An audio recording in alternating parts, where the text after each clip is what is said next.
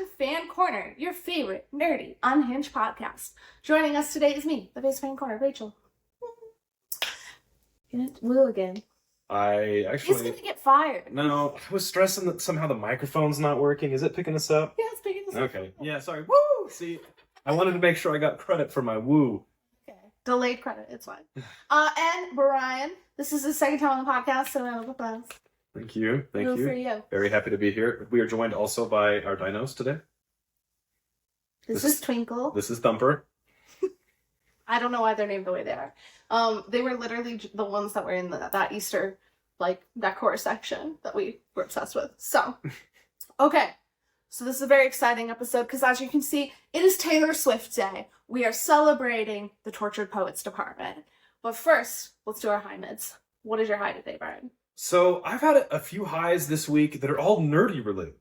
So That's great. Yeah, I figured it was That's on almost brand. like the entire point of the podcast. Yes. So my first high is I went and bought a used original Xbox. My very first ever game console that I owned was an original Xbox. And there's a few games that were never released on backwards compatibility, but yet were on that first Xbox that I played as a kid. So I've been going through it and playing some of my old games. That's kind of pretty fun. fun. And I ordered a bunch of Magic the Gathering cards for me and Rachel to play together, and I'm very excited about them. So we've had some There's fun. like a flying cat card, and I was sold based on that alone. Yeah, it's a token. Yeah. It was a very thorough discussion. No, I literally just picked based off the one card. So my high is actually the night that Tortured Poets Department was coming out. I was really stoked for the album. We had to wait a few hours. I am lucky it was 10 p.m. for us. Yeah. Not midnight, but still. So I was really excited. So we did a photo shoot that was Tortured Poets Department themed. Her album cover where she's on a white comforter bed, whatever. So I kind of dressed in that white and black, and the photos are white and black, and I okay, so there were a lot of bad shots. No disrespect to my lovely Hey, boyfriend. that's what we have digital cameras for. Yeah, we had to figure it out. I don't know really how to model. You don't really know how to take photos. So between the two of us, we are 0.25% Yeah, there. I think out of 200 photos, we had 4 you liked. So yeah. There were more than 4. There were 7. But those 7, I feel so beautiful. I look so beautiful in them. I feel so strong. Which has been really cool to have those photos. Because A, it was celebrating my Swiftiness. But B, because I gained so much weight, and my body's so much different since my knee injury in October. And I don't know, it was just really exciting. Although it was really funny. So I posted them on Instagram. And apparently some people did not know what was going on. A lot of people did. But there were a few friends that were oh my god, are you okay? So, the caption was something I've been admitted to the Tortured Poets Department. Wish me luck. And people were apparently one of my best friends, her boyfriend was oh my god, what happened to Rachel? Because if you don't know, that would be a wild thing to read. I don't know how you could have escaped hearing that this album was coming out. That's what I don't get, because it was the night that it was coming out, too. Yeah, and he works in streaming, so you think... Isn't that so funny? He literally works at Spotify, and he was Yeah. what? Uh-huh. Oh, so cute, though. So that was kind of a funny little thing of it. Okay, now what is your mid? Okay, so my mid is related to my high, which is that's the 3rd time I've bought one of the games I'm trying to play, and I still haven't quite gotten it to be the right disc or to work or whatever, so trying to buy these old games has been kind of Did the hard. one today work? Well, we haven't tried yet. We've been too busy, so I'm hoping that tonight it'll be gonna better. work. But it is the 3rd The first one version. that came was literally the wrong game. Just full stop the wrong Yeah, game. the first one was the wrong game. Second one was the wrong disc. It was a DLC disc that came with the limited edition of the game I'm trying to buy. But not the game itself. Not the game itself. So, yeah, I was not supposed to play this game this week because I wanted to finish it before I went to Chicago. For But that's not C2D2. cool. Yeah. I'm really excited to take over that console and play Harry Potter and the Chamber of Secrets. Yeah, we need to make sure we get that ordered for when we get back. It'll be really funny to see if that holds up or if that's literally It just is- a it child is memory. not going to be anywhere near as good as you remember. It could be. It could be. So my mid is actually, it's kind of funny, but dark. I'm sure you've seen the jokes. People asking boyfriends to break up with them. People doing all kinds of crazy things, reliving past breakups just to get hyped for this album. I didn't have to do that. Except trauma. So I never need help feeling things. But B, because accidentally, unbeknownst to us, I have not been on my antidepressant meds for 5 weeks. It's a long time. That's a really long time. And I know I'm not like the most consistent girly, but like it's never been more than like a day missed at a time. And so I was just taking something else, and it's like a whole thing. But like I have been more depressed. I've been having like panic attacks, and we just thought I was really triggered or something. And it turns out I'm just like having a mentee B. So perfect timing though, right? Like it's Maybe. like a mid, but like with a silver lining. Maybe it was all like subconscious. Maybe you just knew that you needed to get into the zone for TDPD. I think it's easier to say the whole thing. Tortured Poets. Poets Well, see, I always want to say Tortured Poets Society. And I don't know say why. it more, so Why do I want to say society? Because isn't that a book? Or no, it's a movie? Oh, Dead Poets Society. Yeah, That makes sense. Okay. You're like combining. Yeah, we're conflating. Yeah. That happened a lot when she first announced That it. makes sense. To be fair. I probably called it the wrong thing half the time. Yeah. Okay, I'll work on that. Yeah, I want to be very clear. I did not purposefully go off my medication for this album. Definitely. I definitely do not recommend going off medication. That was a joke. Even though it really did happen, it was truly an accident. And it was very, very difficult. It was very hard. It has been hard. And and apparently it'll take 2 months is what they told me to like really get it fully in my system again. Yeah. So that sucks, but the silver lining is there. All right. So we're going to get into the main topic now. The album launch itself. Obviously we had the big shock. I don't think it was that shocking. I feel like it was pretty obvious because what happened with Midnights, but regardless. The shock of the second the second thing. Yeah, the second release or whatever. I don't know, the anthology. There you go. The anthology. So it wasn't just the original release at 10. There was a bunch more songs that launched at midnight. Midnight and 2 for everyone else. But like that was so funny because like I knew she was probably gonna do it, but the way like I got like a million texts in the middle of the night. I will level with you. I did go to sleep. Like I listened to the first parts, but then I went to sleep. I want to say the night the album released was the night you realized that you'd been off your meds. It was the night before. Is that what it was? So it was the night before, so I was very not okay. Really not okay, and you were really tired. So and at 10 o'clock's already fairly late. So don't feel too bad about it. No, I don't feel bad. But we had the big shock, right? Yes. And I have to level with everyone. Brian did already out me for this. But we have not listened to the full album. But we've been doing nothing but listening to this album ever since it came out. It has been on around the house constantly. Every time we drive. Once we woke up that morning of Friday, it was just music. Album, straight. But I get I get addicted. And so it took me a long time to move past number 1.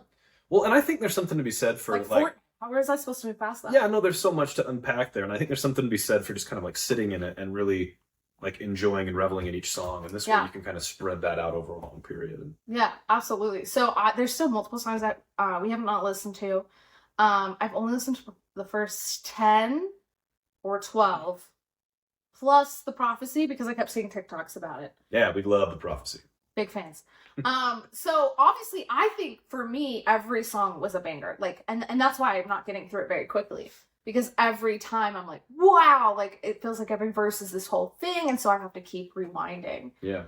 That's where I'm at. But like, what are your reactions as my non-Swiftie boyfriend? Yeah, so I don't want to get credit for being more of a Swiftie than I am. I do love Taylor Swift, but until I started dating Rachel, wouldn't have ever even probably considered listening to her music besides the inevitable amount that you hear it by being in society today. Okay, except there were so many Taylor Swift songs that I showed him where he was like, wait, I know this song. This is by so-and-so. And then he would look it up and it was like a cover, like a metal cover. I think I usually knew they were covers. I don't know. Like Out of the Woods. Bad Blood. Yeah, Bad Blood I'd heard covered a lot. Out of the Woods. I mean, so Blank Space is that's like the OG, like I think Taylor Swift like metal cover. So I'm a metalhead. That's what I like to listen to. I like rock. I like heavy metal, fairly heavy metal, heavier than most people like. Beartooth is a pretty good example of the type of band that I'm into. I also listen to a decent amount of rap. And so that's kind of my background coming into just even learning about Taylor Swift, my Taylor Swift education, as Rachel has so lovingly provided me. So that a lot of that started in just the months leading up to when we went to the Eras tour together. Yeah. And so that was kind of like baptism by fire into like the Swiftie verse. It was so funny. So we started dating, and then like 2 weeks later, Midnights came out. Yeah, it was really close. And so like, you know, obviously we were texting like all the time. We were on the floor for hours. I was like, giving these huge emotional reactions to the Midnights album, and like, you know, there was the 2 a.m. You know, there was the midnight extra, and then the 2 a.m. edition. Like whatever. Like it was just like edition after edition, and there was like so much happening with that. And I just remember you being like, do you know what I mean? I was like, it's Taylor Swift's week. Well, yeah, and I love my music. Like, I'm really passionate about my music. But yeah, this is like a whole different thing. And at first, I hadn't seen anything like it, but and now I've grown to very much love and enjoy it. So that's kind of my background. Ticketmaster Wars. I did participate and shed blood in the Ticketmaster Wars. We did not succeed in those. No, we failed. We did not get tickets. Even though we had Capital One, like, pre-order? Yeah, pre-book or something. Like, it was supposed to be so many tickets set aside for the Capital One people, and the way that was a lie. It's fine. It was all sold out when we got in. Well, that's not fair. I think there was like an $800 ticket maybe we could have bought. We were not that rich. But even then, I feel like there were some tickets like we would click in and it'd be like, it's not available. Click in, not available. Yeah, no, it looked like you could get them. Yeah, anyway, it's so frustrating. Not to bring up old trauma there, but that is kind of where where Taylor Swift started for me. I think you being in the Great War, that's a Taylor Swift reference, is important to your Swiftiness. The Great War? That's what it's called? No, so there's a song in Midnight's called Great War, but like I feel like then it's like clever to call the Ticketmaster name Great War. Because like literally people were fighting in the trenches for those tickets. That's fair. That's very, that's But then we ended up going to the Eras Tour in February. Yes. Yeah, we went to Vegas, show 2, right? Yeah. Right? And the second one? Yeah, it was Saturday.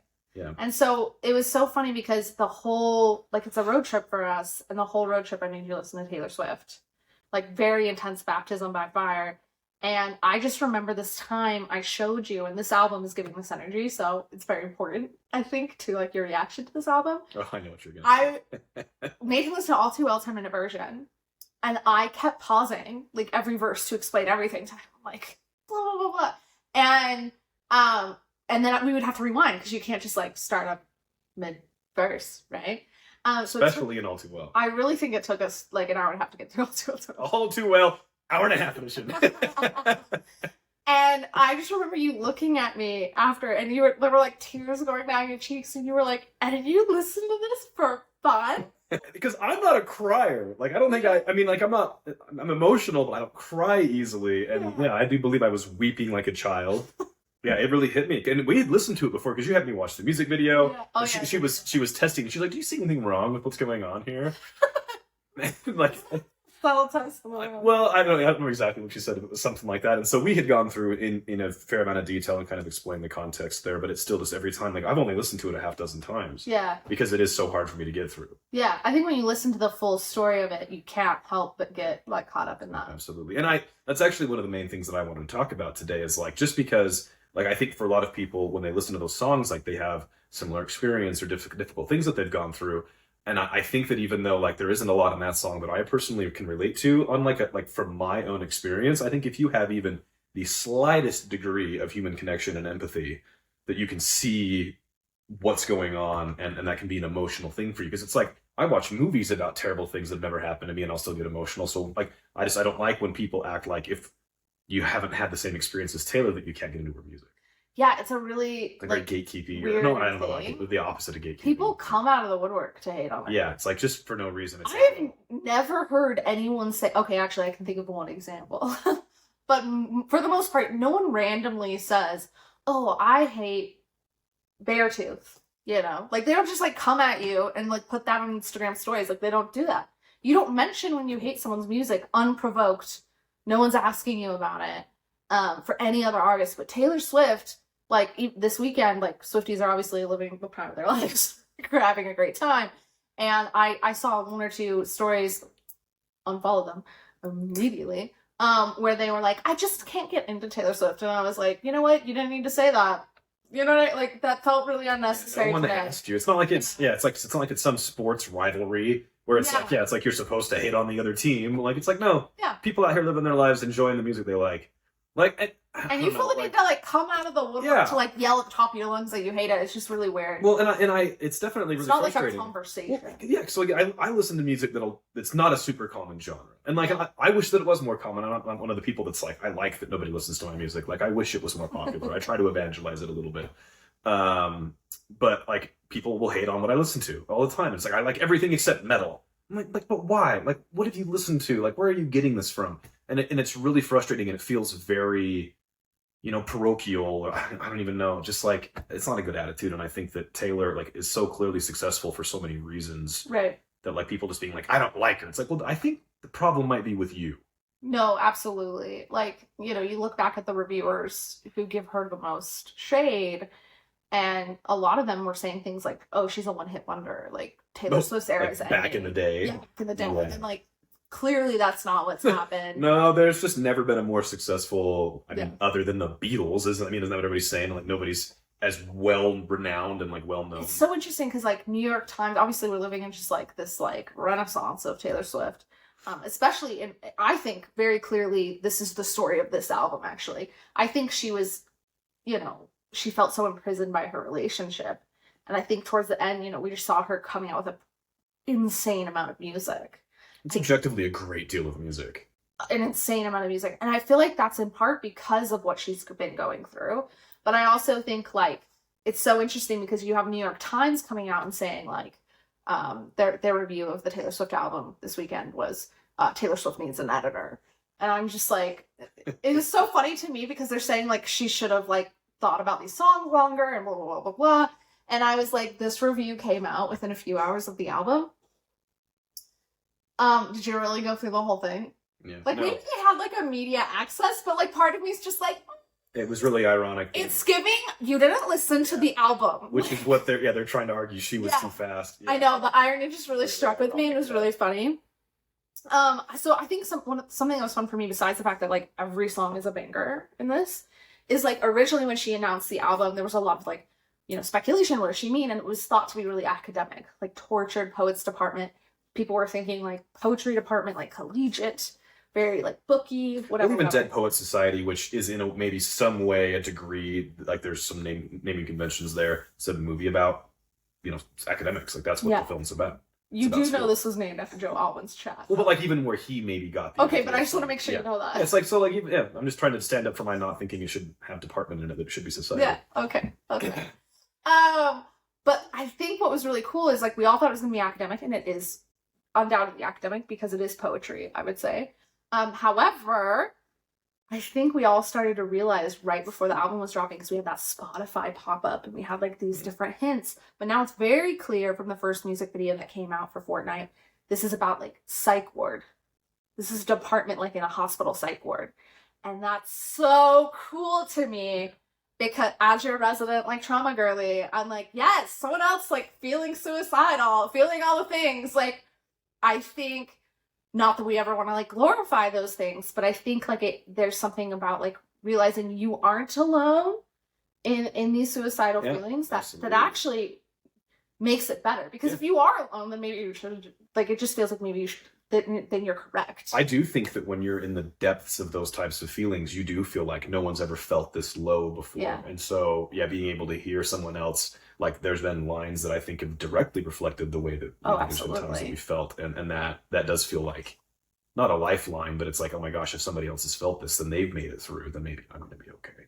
Yeah, exactly. And I do think because I think it's something like, obviously, like, I feel like a lot of people would crack jokes about.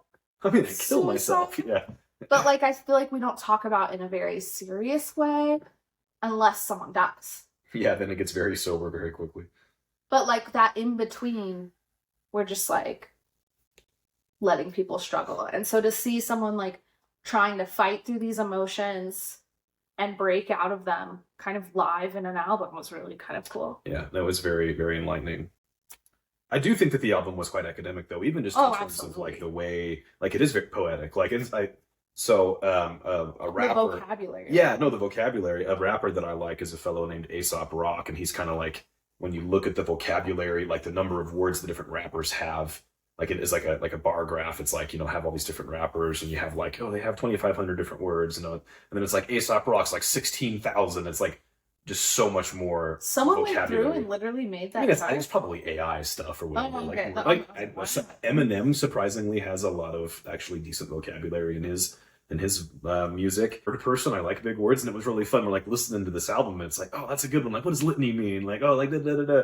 And so it did make me feel smarter as I listened to that album. I mean, there was a lot of jokes about that too, because there's so many references in the album and things. Like, it's having people look up literary references and historical references and just like really get into it. The more, if you want to delve that deep, you can, but you don't have to enjoy the album. Yeah, well, and I think it's cool. Like, one of the things that I think is most impressive with Taylor, I mean, and she's commented on how you do have to, particularly as a woman, you have to reinvent yourself. Yeah. And which is, I think, a lot of where the eras came from, is this effort she's had to try to, have something different about each album. And this album is just, it's a whole different thing than anything else I've seen her, at least my experience with what I've seen from Taylor before.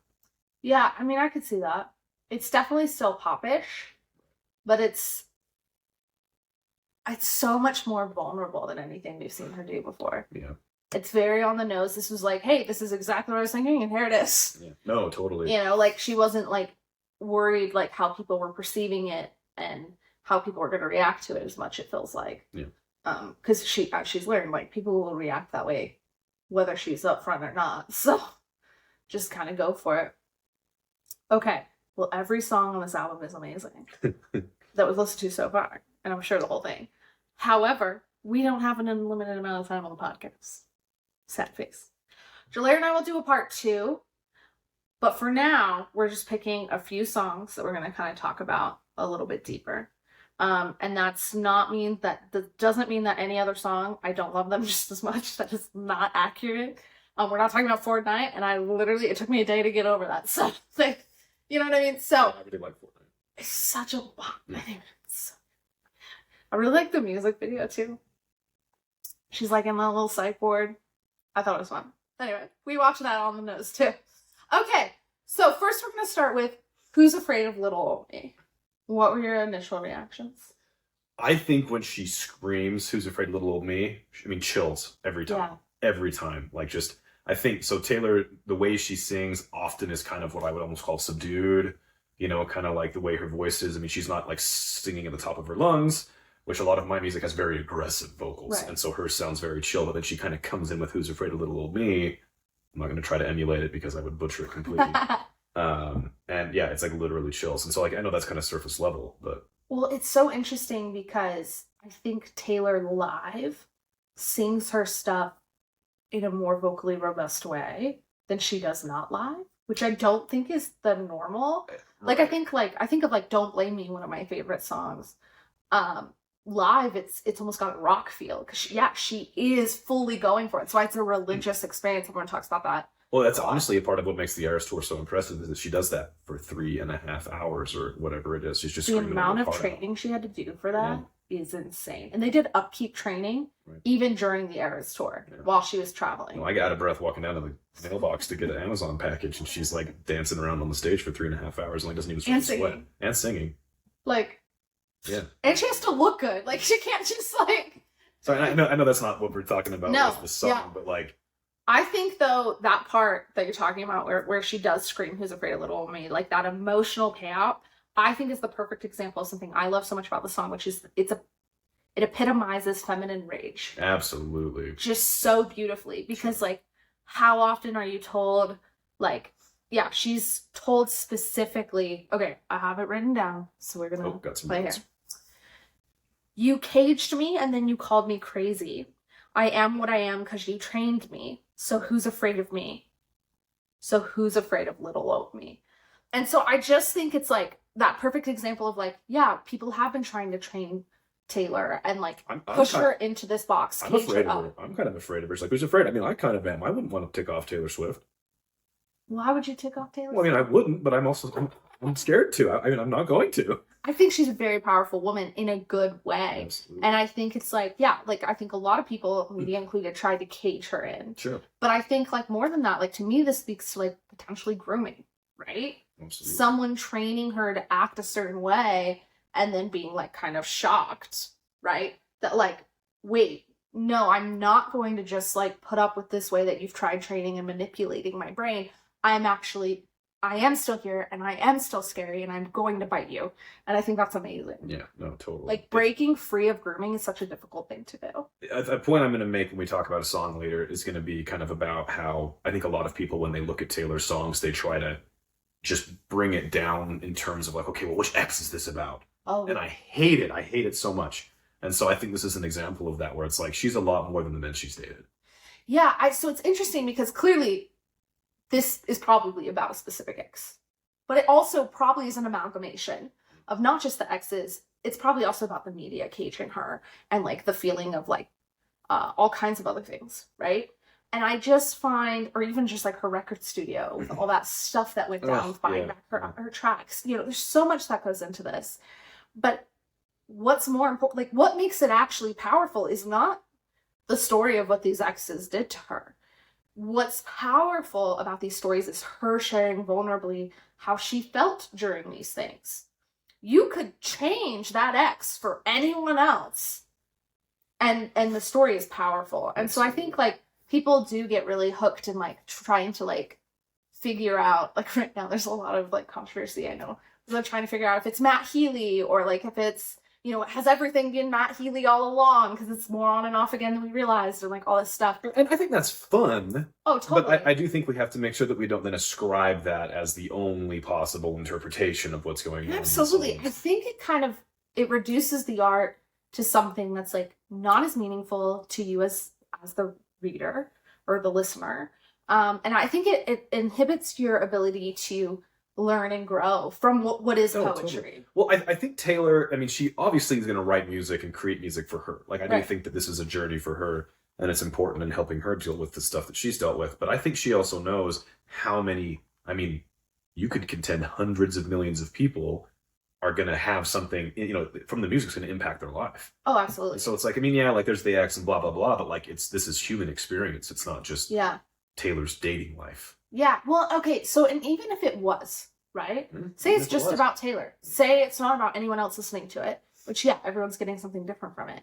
I find it so interesting that she's giving us an album that's like, hey, I felt so caged. I felt like I needed to be literally locked up. I was so suicidal and depressed, and then there's some lines that even hint at alcoholism, that I needed to be locked up, right?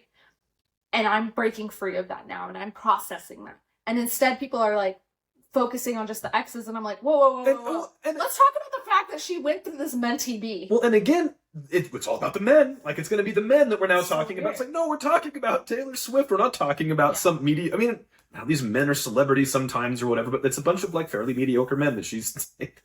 Okay, it's actually really funny that you say that because the way they're also ugly. I mean, except Travis Kelce. I think Travis Kelce. Travis the handsome man. Yep. Although I watched. Okay, so I. This is like, no, babe, don't confess to this. Not on the internet. Okay, so there is a reality TV show. This is funny because we're like, I don't like to get too into like celebrity goss, like the hot goss, but I do know a decent amount about Taylor. I found out that there was a reality TV show based off of Travis Kelce. So, and actually, I can't even throw stones because I got the ad for the show and I told you about it. Oh, so that's where it came I had an ad from Hulu and it was like, you should watch this. Called Catching Kelce, which is so cheesy. And I did watch the whole thing. It was from several years ago, wasn't it? It was like 2016 really or something. I think he did just got NFL for 2 years or something. Yeah. And I'm gonna literally level with you so real right now. It made him look bad. Like, don't watch it. I was like, he's a terrible human being. Yeah. Now I don't know what's true, what's not true, obviously, because reality TV is not true. Yeah. But I was like, it gave me the ick. I think things were not. They did not go well. Yeah. But just if we're going on looks alone, the only guy who's even remotely hot is Travis Kelce. I don't know. A lot of strong little men. I don't know. I still don't think I even know what Joe looks like. Just like compared to Taylor Swift. Yeah, no. Like, we're talking like the hottest woman in the entire planet. That's why I feel bad, like being like too, like shitting on the men too much. I don't know. Can I cuss on this podcast? Yeah, I cuss literally all the time. Hey, serious, but like, because I don't want to say that the men were so bad that I don't want it to look bad on Taylor. Right. But some of this I don't even know if it was her fault. She was kind of groomed into dating some of these guys, I feel. Oh, well, straight up. Some of them were definitely very sus. I mean, we look at like John Mayer or something. She was 19 years old. Ooh, yeah. What song is the when it talks about that she's going to date men her age that have dartboards on the back of their doors? Manuscript. Is that man? Oh, yeah. I've only listened to it once. I cried and I was like, I'm not ready for this. Oh my God, I'm gonna cry now. Don't think about it. Don't think about it. So I'm not ready to go there again. Okay, we're gonna move on now. All right. We're gonna move on to So Long London. Speaking of exes, this one's probably the most obvious. Yeah, this is on the nose a little bit. Okay. But like in a very beautiful way. I love how it starts with like what sounds very much like wedding bells. Did you realize that before? That was actually a bit of a light bulb. It hurts. It hurts because, like, you know, there's so much in it. Okay, well, first tell me, what are your kind of thoughts about it? So this is an interesting one, and so I lived in London for a while, and so I'm trying to act like I know more about like British, you know, references in there and everything. But yeah, I do feel like, despite the conversation that we just had about these songs not being just about exes, this one was very on the nose, I felt. Yeah. And that's okay. Well, to be fair, I mean, we're talking like a 7-year long relationship. That's a long time. And honestly, I don't feel like he was very dragged. Like, she gets to have an experience. No, absolutely. Well, I mean, we've been dating for a long time, and it's only 18 months. Yeah. And so it's like, for them to be where they were, and for there to be the problems there clearly were, and for like, I mean, again, I don't want to ascribe anything, but I think some of this is that, yeah, why the heck was there not a marriage? Like, why? No, Kate. Yes. Right. Because, so we have wedding bells, and then she says at some point, she says, I died at the altar. So obviously we don't know really what happened, but I feel like that we can see the evolution in the discography, because she goes from I'd marry you with a paper ring during Lover, when she was dating Joe, to I wouldn't marry me either during Midnights. That literally gave me chills. I forgot about that line. Yeah. Like, she's like, I wouldn't marry me either. Like, I'm too messed up. Which just shows where she was at mentally during the relationship. To, I died at the altar. And so I think, like, this is a good evolution of, like, instead of her blaming herself now, which I feel like Midnights was her blaming herself. Mm-hmm. I feel like now she's, like, kind of processing more and being like, wait, like, there were some weird things here. Including, yeah, obviously we don't know, but it is giving sus. Like, you hit a point in a relationship where it gets weird that you're not married. Do you know what I mean? Not that, like, no judgment to people that choose that, but, like... Well, for somebody like Taylor, who so clearly wanted to be married. Yeah. Or wants to be married, I should say. Yeah, it gets a little weird.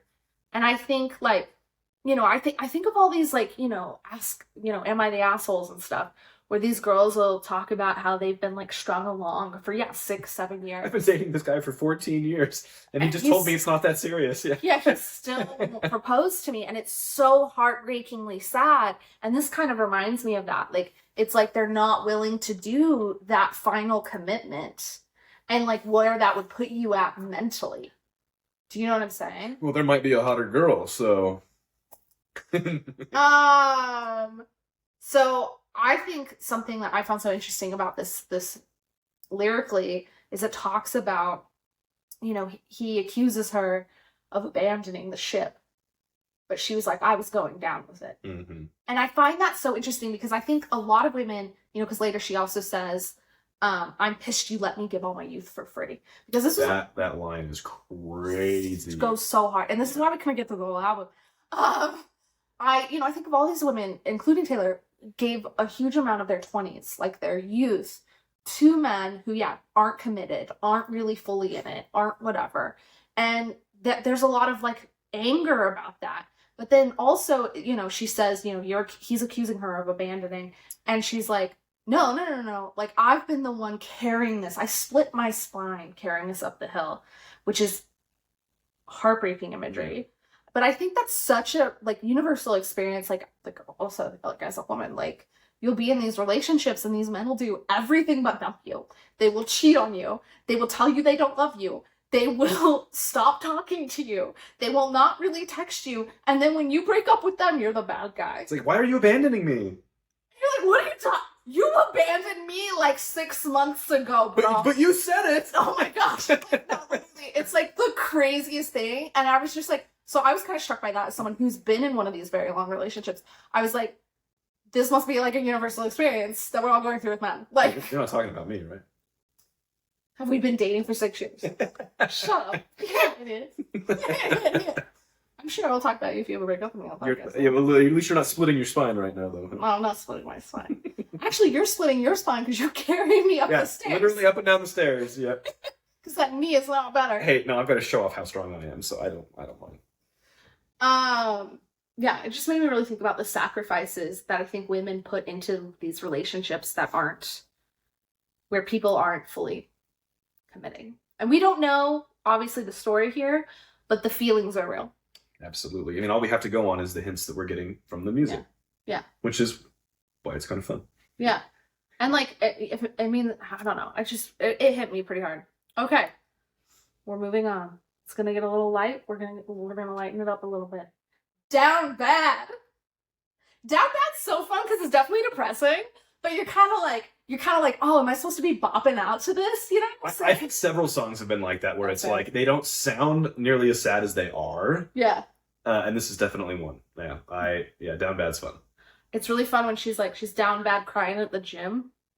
And I was like, bitch, I've been there. Yeah, we've all done that. Like when you're like processing like really heavy trauma and you're like so angry, and it takes going to the gym, working it out in a hard way when you don't have a knee injury to like just start sobbing. I even took it because for me, I feel like often a response to a hard breakup is like, I'm going to give them hell. Like, I'm going to get hot. Like, revenge is the best success. Yeah. And so I do think that once you explained to me that was maybe, the way that some people would view it as like, I'm working through this at the gym. Yeah. I mean, I like that too, but I like the interpretation as like, well, I'm at the gym making myself better. Right. Trying to get stronger or whatever. So then kind of be like, I've actually gotten better than how I was when I was with you. Regret it, bitch. Yeah, exactly. Yeah, I'm going to go get hotter. I mean, not that you have to go to the gym to be hot, but like, yeah. That was a funny reference to Doris Long. Look at you. That was kind of a fun thing for me. I was like, yeah, like, I don't know. I think I would be at the gym lifting really heavy weights. I keep hearing in my head too, when I listen to this, the first lyrics are like, you beamed me up. And I keep hearing, you beat me up with a T. I thought that was the lyrics until right before this podcast. And I was like, you know what's funny is I was like, yeah, Taylor, that's awful. Been there. And I was like, oh, wait, that was darker than she meant. Well, to be fair, you beamed me up is kind of a wild lyric. It's giving Starbucks lovers. Yeah, it's like... Do you know what I mean? Like, where like, I swear to God, to this day, she says Starbucks lovers. No, I don't care what it actually is, because that's what it actually is. What is it? Because it's not Star-Crust lovers. I think it's something else. I don't know. Yeah, because I think we looked it up and it wasn't Star-Crossed lovers either. Whatever it is, it makes sense. It's Starbucks lovers. Yeah, tell us in the comments. Yeah. I literally to this day think that should have been a Starbucks ad campaign. If Taylor, if you're listening, tell us what you're actually saying. That would be great. I mean, we could Google it. We're not going to weaponize incompetence, right? I didn't say that right. It's fine. We'll look it up. Okay, also, this is the one that has, like, the suicidal lyrics low-key, though. Are they low-key? Is it low-key? It's high-key. It's high-key. Which I was here for. Fuck it if I can't have him. I might just die. It'll make no difference. Which hits so hard. Because I think that's something we all feel, even if it's not true. Taylor Swift dying would make a huge impact on the entire world, but everyone dying would make a huge impact on the entire world. Yeah, there's never anyone who, if they were to die, would make a difference. No, but that's a very relatable feeling. And I thought, like, it's so interesting because I don't think she was this vulnerable, I would argue, until the 1989 bonus tracks. We got a lyric, which was also in a kind of upbeat song. So it's like masking what's like very serious. She's like, here's my trauma with some sparkles. She said, Is It Over Now? She said, you remember this because I played it like constantly, annoyingly. I think about jumping just to see you come running. So like, we're kind of like seeing like she's been going through this. Oh, absolutely. And I do think that it's okay to have those kind of thoughts a little bit once in a while, like wanting to do something drastic to get, to have a change in your circumstances. I think that's a very human thing. Yeah. And so like, I don't think it's necessarily bad until that's being repeated a bunch. So it's interesting because I think like we all make those jokes, right? But like we all do need to get that mental health. Yeah, no, I'm out of Fritos. I'm going to kill myself. Like, no, but like if you're like, I think everyone could use some therapy. Sure. But I think like it's really cool to see someone that's as big of a deal as Taylor Swift admitting to these very dark things. Yeah, absolutely. So well, and it's one of those classic examples of like depression has nothing to do with your situation sometimes. because like, yeah, you'd think that, most famous person on the planet right now, making lots of money, you think she'd be as happy as can be, but it's just not that simple. Actually, speaking of Taylor Swift not just wanting money, we're going to talk about The Prophecy. Yeah, this is probably... You set yourself up for this. I think Prophecy is your favorite song. At least so far. Yeah, I think The Prophecy, when I first started listening to it, I cried for 2 hours. This is a funny one because like I was doing errands or something and you were like, you have to listen to The Prophecy right now. And I put it on and I was like, yeah, babe, like it's really good. But like it definitely didn't hit for me the same way it hits for you. I've gotten into it now, but it was really funny because you were like crying on the floor. It was like, I mean, it was kind of sad. Like, it's interesting because like, there was a lot of harrowing lyrics in those beginning songs. But The Prophecy just like cut me deep and like I couldn't like avoid it. Like sometimes you can kind of like you're like, oh, that hurts, but you're not like sobbing. You're gonna put that in a box and not think about it for a while. I couldn't stop crying until I had to go to therapy, ironically. It was good timing. Yeah, so it was like kind of a funny little thing. But I think what makes this song so beautiful, well, I don't know, there's a lot of things, but I think this is for the Don't Blame Me girlies.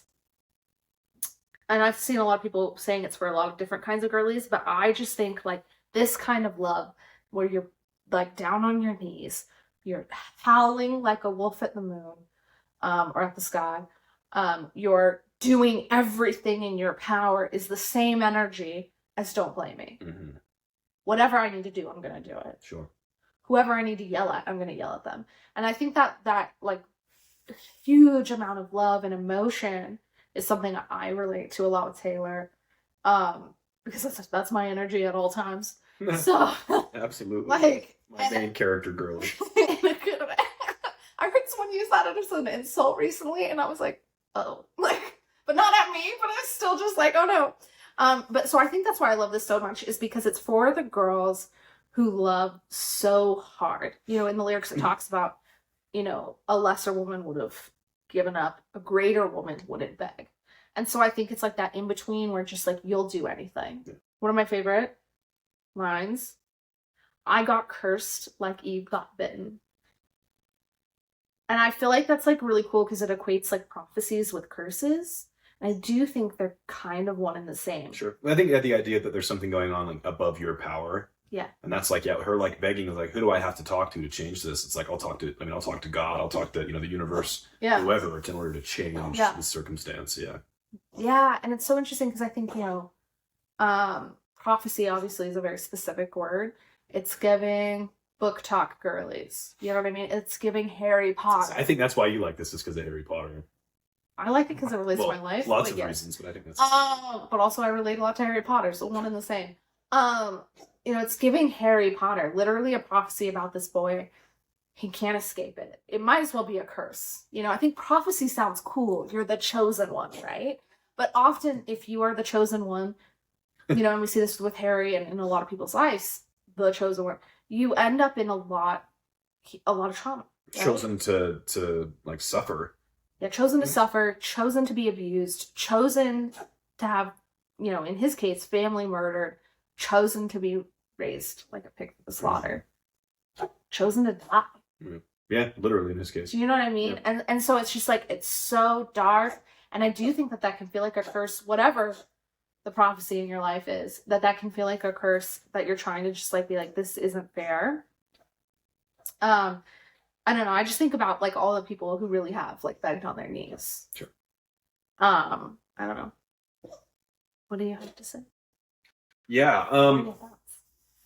Yeah, prophecy was, I do think that the whole idea of, the circumstances being so much beyond our control and like that struggle against, because even just the feelings of the person that you're trying to have a relationship with, like you can't control those. Yeah. And so like, or the actions and so, yeah, just like that desperation of like when it's not working, but you just so desperately want it to, and there's nothing you can do. That's kind of what I got out of it. Raging against things you can't control. Yeah. Whatever it is. Yeah. And I think that's why she said that. And this has been an interesting one because I think we've seen people be like, oh, this song's for these girlies and this song's for these girlies, and the way it's like totally different things than what I got from it. Yeah. I do think that we're all in situations and circumstances where we feel like we don't have as much control as we'd like, and absolutely we don't want to change that. I love too that it's repetitive, like a prayer. I think a lot of her songs have more verses than this one had. Yeah, no, a lot of the songs read like a rap song where it's just like hundreds and hundreds of different words in each song, as opposed to like a lot of modern popular music is like you have 2 verses with 4 lines and then everything else is chorus over and over and over again. Right. But this one, I think it works because it's giving works. prayer. Yeah, begging. Yeah. Oh, it's hard. I saw okay, speaking of one of those TikToks, I did see a TikTok talking about traumatized. This is for all the kids that were traumatized and begging to not be in abusive households. Oof. Oof. And I was like, yeah. That's one of them. Well, Anyway. on a slightly lighter note, one of my favorite lines in it is, that she says, "I just want somebody who wants me for my company." Right? I don't know exactly what the words are. But I remember seeing a meme back in the day where it was like... It's like, I don't want money, I just want Yeah, exactly. And so it was really ironic to me because I remember this meme where it was like, how wonderful is it to find someone who wants nothing but your company? And then the next picture is like, obviously like a person who owns a company, and the person's like, "Give me your company." And he's like, "No." I thought it's like, yeah, can you imagine? Yeah, all I want from Taylor Swift is her company. Please and thank you. I will take it. Because it's worth multi. Because, it's like a bajillion-dollar company. Yep, You're an idiot. It's so funny because it's like, I'm sobbing, like this is so serious for me. And Brian's I'm sorry. It's like, look at this No, video. I needed a little comic relief. It was getting to be a very sad weekend. That's fair. That's fair. Okay, so ending on a much light. I don't know. This will be the last song we talk about. I Can Do It With a Broken Heart. I love this song. A manic, depressive, girly, super sad, but so fun. So fun. Super fun song. I like this one, and so this kind of reminded me a little bit more of what I listen to, so I listen to what a lot of people would call very angry music. Like, a lot of the lyrics are more aggressive, there'll be kind of some screaming that's mixed in, and typically you're not going to be doing that unless you're quite angry, but a lot of the songs aren't angry. And so it'll sound like this person is so mad, but like really, they'll often their songs about happiness, their songs about the industry, their songs about all kinds of stuff. And so this is funny where it's like on the surface, it sounds like a song you want to go like dance to. It's like this, it's like a very like, I don't know. Then you listen to the words and you're like, oh my gosh. Yeah. It's very girly pop. Yeah, totally girly pop. Lights, camera, bitch, smile. Ah, so good. Show Your Lies. I'm gonna party like it's my birthday. Even, like I'm so depressed, I'm gonna treat. It's like I don't know exactly. I'm so depressed, I act like it's my birthday every day. Yeah, which is like that's just. And then obviously this is about the Eras tour. Sure. She's going through the worst heartbreak of her life, and she's performing and whatever, which is ironic now. For a lot of people that were at the Eras tour, like being like, "Oh shit, the best day of my life was the worst night of Taylor Swift's." But I do think. It's a very relatable feeling. Like, we all have to put that on sometimes. Absolutely. I thought of, like, I did a lot of shows growing up. I was an actress. I said, like, I was growing up, but this was literally the story I'm about to tell you, like, 3 years ago, so it's funny. A few years ago, I was in a production of Mamma Mia, and my cat died. Oh. Like, the night before opening night. Waldo? Oh, yeah. No. So 2 nights before opening night, Waldo was sick. I brought him into the vet within, like, 24 hours. Like, very quickly after I noticed that he was throwing up. And the vet was like, "Oh, yeah, bitch, he's dying." And I was like, "What do you mean?" He was playing 2 days ago, but cats can, like, pretend they're fine. It was really hard. But they ended up not being able to do much for him. Like, they were trying a bunch of stuff and nothing was working, and he passed. And so I had held my cat at the vet that day while he passed. And then I had to go perform in this very, like, hype musical that's very happy. And it was, like, crazy because I'm up there, like, smiling, literally glitter all over my face. Like, it's this very surreal experience. And, not obviously what Taylor went through is probably more traumatic, but like I think we have all had those moments, whether it's an actual show or not, of like you do have to put it on. Well, any job, like I was thinking about that, like I had this moment, there's a word for it when you realize that all the people you see in a day have got lives just as complicated and crazy, that they care about as much as you care about your life. Right. And I'm like seeing these fast food workers and I'm like, oh my gosh, this person, it doesn't matter what's going on, they've got to come here and smile and take my order. Yeah, they have to, like the masking you have to put on is so intense. We all have to. And sometimes maybe you do have to mask less than others, but you still can't be actively sobbing wherever you are. And that in and of itself is a feat. Yeah, and then to be able to do that. Taylor's on the stage for 4 hours a night, singing her heart out, dancing, and she's going through the stuff that she's going through. So it's powerful. It really is. Another one I want to throw out there, another line. I can hold my breath. I've been doing it since he left. That hit me really hard.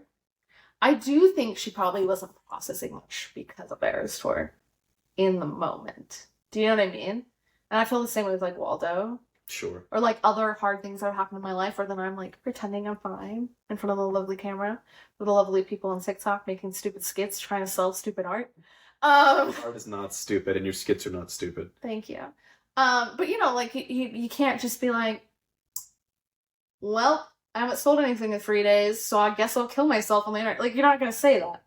You have to smile. And so I think actually I have no idea where this was going. But it was a powerful quote that I read. Just a good manic affirmation. That's a great song.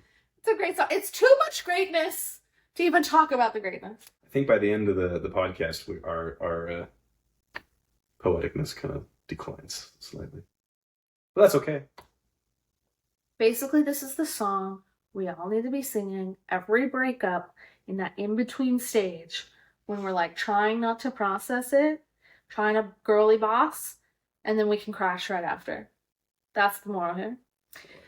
Well, Brian, do you have any other thoughts about Taylor Swift? Well, Rachel, I think we've pretty much covered mine. You've converted me. I never would have thought I'd call myself a Taylor Swift girly, but here we are. Thank goodness. Otherwise, whose t-shirt would I steal?